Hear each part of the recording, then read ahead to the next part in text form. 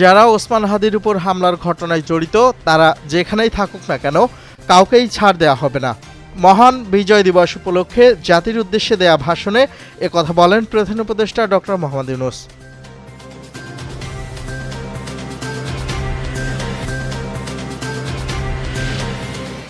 চিকিৎসাধীন শরীফ ওসমান হাদির শারীরিক অবস্থা এখনও সংকটাপন্ন এবং অপরিবর্তিত রয়েছে।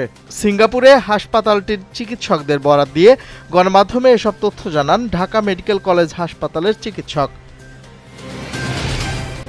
দীর্ঘ ৩ দশকের বেশি সময় পর ইরাকের বাগদাদের আন্তর্জাতিক বিমানবন্দরে ইউরোপীয় বিমান অবতরণ করেছে। গ্রিসের এজিয়ান এয়ারলাইন্সের পরিচালিত ওই ফ্লাইট বিমানবন্দরে অবতরণ করে।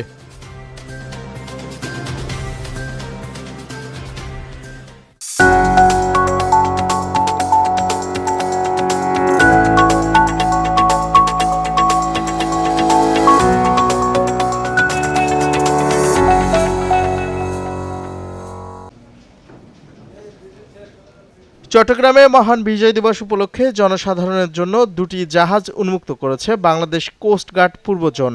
দুপুর 12টা থেকে বিকেল 4টা পর্যন্ত কোস্টগার্ডের অধীন বিসিজিএস অপূর্ব বাংলা ও বিসিজিএস তাজউদ্দিন জাহাজ দুটি সাধারণ দর্শনার্থীদের জন্য উন্মুক্ত রাখা হয়। এ সময় বিভিন্ন শ্রেণী পেশার মানুষ জাহাজ দুটি পরিদর্শন করেন এবং কোস্টগার্ডের আধুনিক সক্ষমতা ও সমুদ্র নিরাপত্তায় তাদের ভূমিকা সম্পর্কে সবাইকে ধারণা দেন।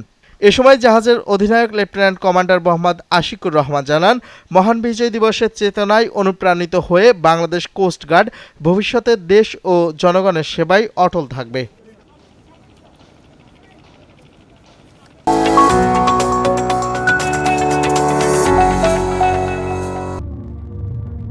চট্টগ্রামের লোহাগাড়ায় প্রশাসনের উদ্যোগে বীর মুক্তিযোদ্ধা অলি আহমদ বীর বিক্রম স্টেডিয়ামে বিজয় দিবস উদযাপিত হয়েছে।